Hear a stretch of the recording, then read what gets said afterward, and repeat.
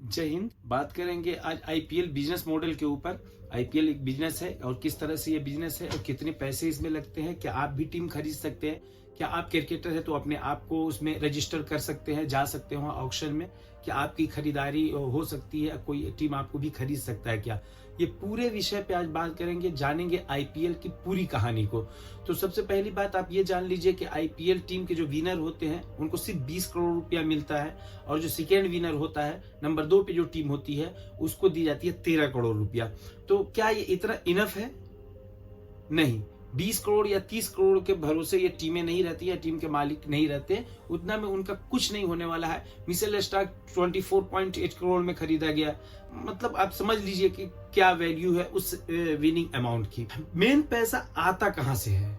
Number 1, number wise आपको समझाएंगे। Number 1, broadcasting से। जो चैनल उसका कॉपीराइट खरीदती है ब्रॉडकास्टिंग करने का कि हाँ इस बार हम इसको दिखाएंगे अपने चैनल पे, तो वो उसके लिए उसको पैसा देती है बीसीसीआई को। तो उसका आधा पैसा जाता है टीम के पास, मतलब टीम के मालिक के पास, और आधा पैसा बीसीसीआई खुद रखती है। पहले वो कुछ 20% था, उसके बाद 40%, अभी 50-50 का मतलब रेशो है।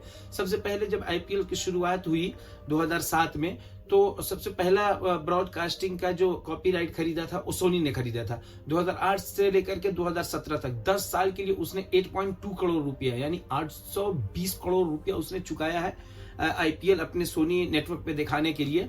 और उसके बाद 2018 से 2022 तक 16.4 करोड़ रुपए स्टार नेटवर्क ने चुकाया है। अब ये चुकाते हैं तो इनको पैसा कहां से आता है?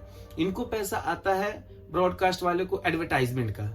जो एड दिखाते हैं, ओवर्स खत्म हुआ, बीच में जो 20 सेकेंड, 5 सेकेंड, 10 सेकेंड का जो एड बनाया जाता है, तो एक एक कंपनी इसको 10 लाख रुपए, 15 लाख रुपए, 20 लाख रुपए, 30-30 लाख रुपए तक देती है, वो 5 सेकेंड और 10 सेकेंड और 15 सेकेंड के एड के लिए। आप ऐसे देखेंगे तो आपको ज्यादा नहीं लगेगा, लेकिन इसको मल्टीप्लाई करेंगे, जितना दिन चलता है आईपीएल, वो डेली बेसिस पे उनसे वो पैसे लिए जाते हैं। तो ये हो गया ब्रॉडकास्टिंग वालों का कमाई का जरिया कि कहां से वो पैसा कमा रहे। टोटली बिजनेस मॉडल है, टोटली कमाई का जरिया है।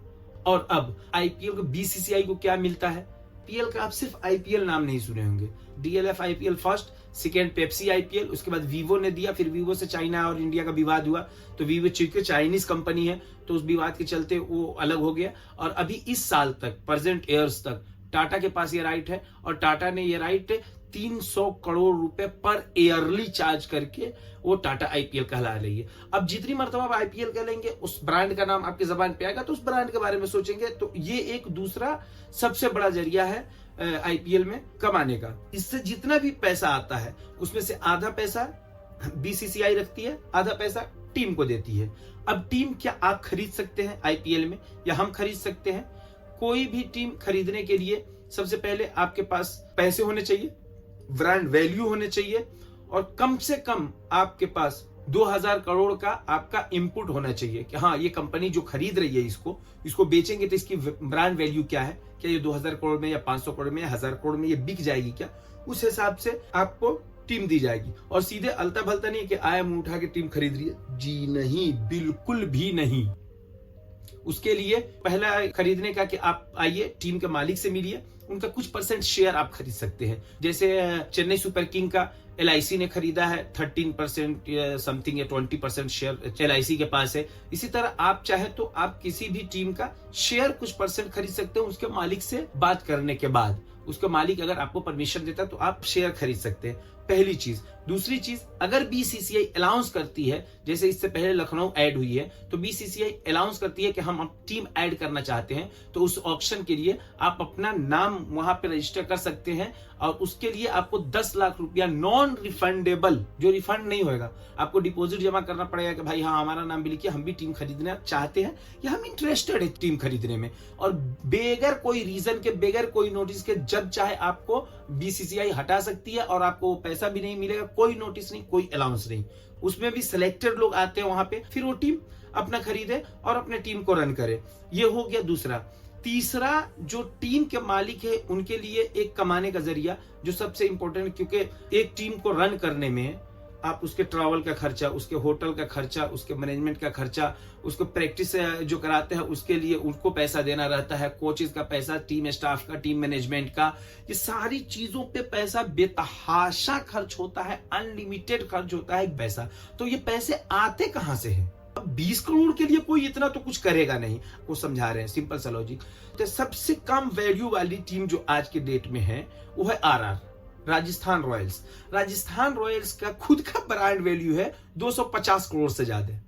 वैसे सीएसके वगैरह का ले लीजिए, सीएसके का ले लीजिए तो 2017 करोड़ रुपए उनका ब्रांड वैल्यू है सीएसके का, चेन्नई सुपर किंग का।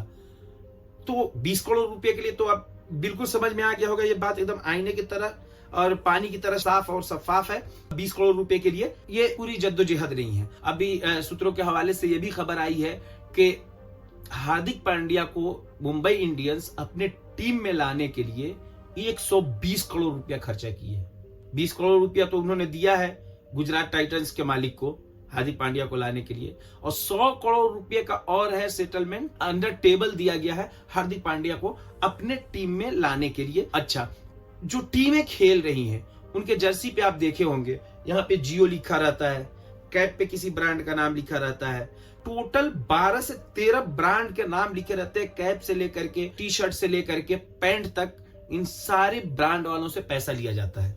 इसको स्पॉन्सर कहते हैं एक तरह से। बारी आती है फील्ड की, तो जो होम ग्राउंड में खेल रही है जो टीम, उसको उस ग्राउंड के टिकट का 80% पैसा और 20% पैसा सेकेंड टीम या बीसीसीआई को कह लीजिए उनको जाता है। अब उसके बाद ये टोटली बिजनेस मॉडल है, हम खाली पैसे आपको गिना रहे हैं, कितना पैसा कहां से आ रहा है और कैसे कैसे आ रहा है, क्या चक्रव्यूह है। हमारे और आपके फीलिंग के साथ इस खेल का खेल समझिएगा। वो 20 करोड़ रुपया वो इस तरह से कह लीजिए ये तो हाथी के दांत है, दिखाने के और खाने के कुछ और। मेन पॉइंट क्या है ये देखिए। अब उसके बाद जहां जहां भी टी शर्ट पे उसने जिस कंपनी का नाम लिया वो कंपनी उसको पैसा देगी। अब आइए इन सब के बीच में अब एंट्री मारती है जब मैच चालू होता है, लाइव चलता रहता है, तो 2.5 मिनट का सीएट टाइम आउट देखते हैं। सीएट टायर वाले उस बीच के खर्चे को बिल्ड करते हैं, प्लस पैसे देते हैं। पिच पे जिस कंपनी का नाम लिखा जाता है उस पे जो बाउंड्री बनी हुई होती है, उस पे जो छोटे छोटे जगह पे जैसे DFC bank, IDFC fast bank या इस तरह का पेटीएम पेमेंट बैंक, जो कंपनियां हैं इनके साथ जो जुड़ी हुई है, पहले हर छक्के पे तो यस बैंक उसके लिए एक स्पॉन्सर थी, यस बैंक उसको पैसे दे रही थी। तो एक एक रन, एक एक बॉल, एक एक बाउंड्री, टी शर्ट का एक एक हिस्सा, बल्कि ये कह लीजिए कि एक एक रोंग रोंग तक को पैसा मिलता है इस आईपीएल में। ये है आईपीएल बिजनेस मॉडल। अब इसमें प्लेयर्स को कैसे लेते हैं, अब मान के चलिए कि सब टीम साठ गांठ कर ले, सब टीम के मालिक, और एक बेस्ट 11 वर्ल्ड 11 बना ले, तो और एक बेस्ट प्राइज दे करके सब धोनी को, रोहित शर्मा को, कोहली को, इस तरह के खिलाड़ियों को एक टीम में रख ले, पारी पारी करके खिलाए और जीते तो अपना ब्रांड वैल्यू बनाए। तो जी नहीं, ऐसा नहीं कर सकते आप। लिमिट रहता है कि आप इतने बल्लेबाज, इतने विकेट कीपर, इतने बॉलर को खरीद सकते हैं, 25 से ज्यादा खिलाड़ी नहीं खरीद सकते हैं, 7 से ज्यादा विदेशी खिलाड़ी नहीं खरीद सकते हैं। तो ये सारी चीज रहती है। अब खिलाड़ी उस ऑक्शन में हर 3 साल के बाद आपको 4 खिलाड़ी छोड़ के सबको रिलीज करना रहता है। अब जैसे हम क्रिकेट खेलते हैं तो क्या हम अपने आप को वहां रजिस्टर कर सकते हैं? जाहिर सी बात है, हम सीधे जाके खड़े तो नहीं जाएंगे स्टेडियम के बाद ऑक्शन के बाद हमको भी खरीदो। तो उसके लिए रजिस्टर होता है, एक वेबसाइट है, एक उस पर जाकर के रजिस्टर करना पड़ता है, जो बीसीसीआई का ऑफिशियल वेबसाइट है, उस पर जाके अपने आप को रजिस्टर करना पड़ता है। तो उसमें भी कैटेगरी है, एक जो कैप खिलाड़ी जो एक भी मैच इंडिया की ओर से या किसी भी देश की ओर से खेला हो इंटरनेशनल मैच, वो अपने आप को रजिस्टर कर सकता है। दूसरा जो रणजी और क्या डोमेस्टिक क्रिकेट जिसको कह लीजिए खेलते हैं वो, और तीसरा जिसको स्टेट सामने लेकर के आती है, अनकैप खिलाड़ी भी उसमें आते हैं। जैसे इस साल समीर रिजवी का देख लीजिए, एक छोटे से एड से लेकर के एक बड़े से पोस्टर बैनर तक के हर एक चीज का पैसा, स्टैम्प पे जिसका नाम लिखा रहता है विकेट पे, वो कंपनी से भी पैसा लिया जाता है, वो कंपनी भी पैसा देती है। तो ये सारी चीजों का पैसा अब बंटता कैसे पैसा वो भी मैं आपको समझा दिया। लेकिन ये ब्रांड का जो पैसा आता है ना, वो टोटली टीम मालिक के पास जाता है। और जो स्टैम्प पे लिखा हुआ और या फिर जो जिस ग्राउंड में मैच हो रहा है वहां पे सीएट टाइम आउट जो कहा जाता है, तो वो सारा पैसा उस ग्राउंड को जाता है। 20% ग्राउंड को मिलता है लोकल को, और 80% जो होम टीम है उसको मिल जाता है। तो ये सारा बिजनेस मॉडल है आईपीएल का। उम्मीद करता हूं मेरी वीडियो आपको पसंद आई होगी, जानकारी मिली होगी। और आपको इस बारे में कितनी और जानकारी हो जो आप मुझे सजेस्ट कर सकते हैं, आप कमेंट बॉक्स में आकर के बताएं कि हाँ भाई यहाँ पे ये मिस्टेक हुआ है, मैं उसको सुधारने की कोशिश करूंगा। जय हिंद।